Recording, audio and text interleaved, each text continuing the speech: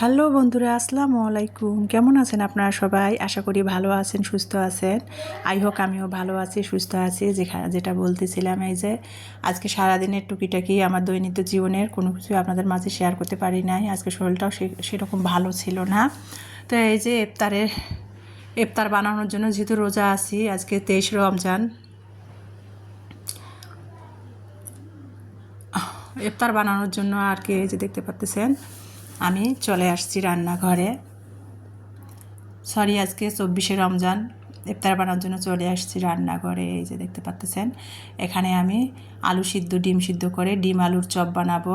তো ডিম আলুর চপ বানানোর জন্য ডিম আলু সিদ্ধ করে নিয়ে তারপর আলুটা ভালো করে ভর্তা বানিয়ে নিলাম।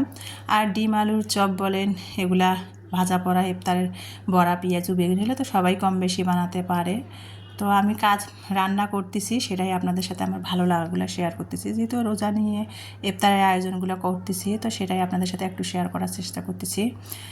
যদিও সারাদিন আজকে কোনো ভিডিও করিনি, আপনাদের সাথে শেয়ার করতে পারি নাই। তো ইফতারের সময় আর কি এখন আসরের নামাজ পড়ে রান্নাঘরে চলে আসলাম। 3:30-4টার দিকে রান্নাঘরে আসছি, এসে ইফতার বানাচ্ছি আর আপনাদের সাথে শেয়ার করার একটু চেষ্টা করলাম। তো বেগুনি, পেঁয়াজু, ডিম আলুর চপ সব রেডি করে দিলাম। ইমানি আর কি বসে বসে ম্যাজিক চুলাতে ভাজতেছিল, আর আমি এদিকে অপর সাইডে আর কি ফ্রিজ থেকে আমার মা আর কি কিছুদিন আগে মায়ের বাড়িতে গিয়েছিলাম, ভাই আসছিল, সেটা তো আপনাদের বলেছিলাম, শেয়ার করে দিছি। মা 6টা কবিতর দিয়েছিল,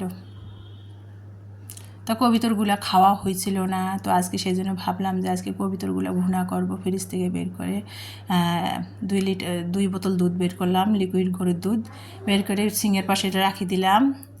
আর এদিকে আমি কবিতরগুলো বরফ ছাড়িয়ে নিলাম, কাটবো। আজকে কবিতরের মাংস রান্না করব চেহারির জন্য। তো যেটা বলতেছিলাম, এই যে দিনাজপুরে যখন ইলমার বাবা আমাদের সাথে ছিল, এখন তো ইলমার বাবা আমাদের সাথে থাকে না, ওর চাকরির ক্ষেত্রে বরিশালে বদলে দিয়েছে, ও বরিশালে থাকে।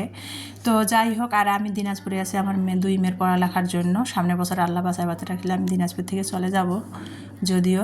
তো যাই হোক, যেটা বলতেছিলাম, তো ওই যে ইলমার বাবা যখন আমাদের সাথে ছিল চাকরির ক্ষেত্রে দিনাজপুরে আমাদের সাথে যখন ছিল, তখন কিন্তু দিনাজপুর রোলেক্স বিরিয়ানি হাউস থেকে প্রায় রোলেক্স বিরিয়ানি হাউসের যে ম্যানেজার ভাই আছে, ওনার সাথে ইলমার বাবার ভালো একটা সম্পর্ক আছে। যেহেতু ওখান থেকে আর কি ডক্টরদের সাথে ইলমার বাবার কাজ, ডক্টরদের জন্য প্রায় প্রোগ্রাম করতো, ডক্টরদের নিয়ে প্রায় কিন্তু ওখান থেকে খাবারগুলো নেওয়া হতো, ডক্টরদের জন্য খাবার অর্ডার করা হতো। তো সেই সূত্রে আর কি রোলেক্স বিরিয়ানি হাউসের ম্যানেজারের সাথে ইলমার বাবার একটা সম্পর্ক আছে।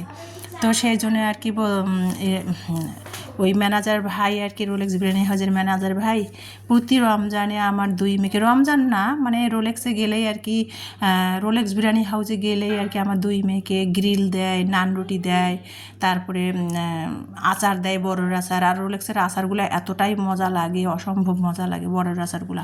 তারপরে এই যে নানান ধরনের খাবার দেয়, ঘিয়ে ভাজা জিলাপি দেয়।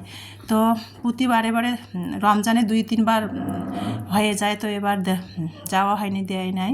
তো এবার গিয়েছিলাম, তো সেই জন্য আমার 2 মেয়ের জন্য খাবারগুলো দিল, সেটা তো আপনাদের সাথে শেয়ার করে দিলাম। ঘোল দিয়েছে, তারপরে জর্দা দিয়েছে, জর্দা পোলাও আর কি দিয়েছে, তারপরে বিরিয়ানি দিয়েছে আর কি বাসমতি চালের। তো সেটা তো আপনাদের সাথে শেয়ার করে দিলাম। আর ইফতারের সিম্পল আয়োজন কী কী করেছি সেটাও আপনাদের সাথে শেয়ার করে দিলাম। তারপরে ওই যে কবিতরটা যে কেটে বেছে ধুয়ে রেখে দিয়েছিলাম। তো ইফতার এদিকে আজানও দিচ্ছে, এদিকে রান্নাও করতেছি। যেহেতু আজকে 4টা 4:30টার দিকে রান্নাঘরে এসে গেছি, মানে আসরের নামাজ পড়ে তারপরে রান্নাঘরে ঢুকে গেছি। শরীরটাও ভালো লাগছিল না, এই জন্য আর কি ইফতার বানাতে একটু লেট হয়ে গেছে। তারপরে আর কি রান্নাঘরে এই যে কবিতরটা বের করে ভিজে রাখছিলাম, সেটাই রান্না করলাম আর আপনাদের সাথে শেয়ার করতেছি। তো আজান দিয়ে দিছি, কবিতরটা রান্না করব, আজান দিয়ে দিছে।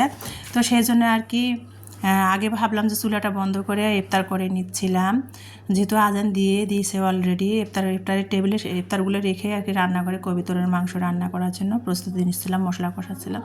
তো আজান দিয়েছে, ইলমা চিল্লাচ্ছিল। তো আমি আর কি ইফতারটা সেরে নিচ্ছি আর আপনাদের সাথে ভিডিও শেয়ার করতেছিলাম। তো যাই হোক, ইফতার করে নামাজ কালাম পরে চুলা বন্ধ করে, মশলাটা কষা হয়েছিল না, চুলাটা বন্ধ করে চলে গিয়েছিলাম। এখন আসলাম ইফতার খেয়ে নামাজ পড়ে আস্তে ধীরে চলে আসলাম রান্নাঘরে ওই যে মশলাটা চুলা বন্ধ করে রেখে দিয়েছিলাম। এখন মশলাটা চুলা জ্বালিয়ে কষিয়ে নিয়ে কবিতরের মাংসটা দিয়ে দিলাম, দেখতে পাচ্ছেন। আর কবিতরটা মা দিয়েছিল বাড়ি থেকে, আমার মামার বাড়িতে আমার মামারা কবিতর পালে, সেই কবিতর আমার মামা ইলমাকে খেতে দিয়েছিল। মা সুন্দর করে কেটে বেছে জবাই করে কেটে বেছে পুড়ে, কবিতর তো হাঁস বলেন কবিতর বানালে তো পুড়তে হয় আগুনে, না পুড়লে তার ভালো লাগে না খেতে।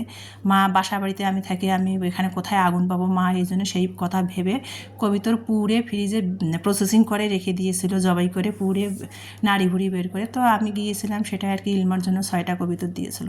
তো সেখান থেকে 3টা কবিতর কেটে নিলাম, নিয়ে রান্না করলাম। এই যে দেখতে পাচ্ছেন রাইস কুকারে আর কি একটু ভাতের চালও ধুয়ে দিলাম চেহারির জন্য।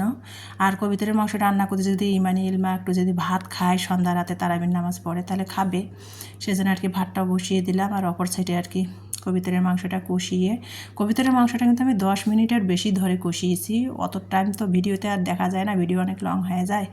তো তারপরে কিন্তু একটা রসুন দিয়েছি, ইলমা বলছে ও রসুন নাকি কবিতরের মাংসে খাবে, তো রসুন দিয়ে পরিমাণ মতো পানি দিয়ে কিন্তু কবিতরের মাংসটা রান্না করে নিলাম। এখন হয়ে গেছে, এরকম ভুনায় নামাবো। তারপরে আর কি এই যে ভাজা জিরার গুঁড়াটা উপরে ফ্লেভার ও স্বাদের জন্য ছিটাই দিলাম, দিয়ে এখন চুলাটা বন্ধ করে দিব। তো এইভাবে কবিতরের মাংসটা রান্না করে নিলাম আমি, দেখতেই পাচ্ছেন।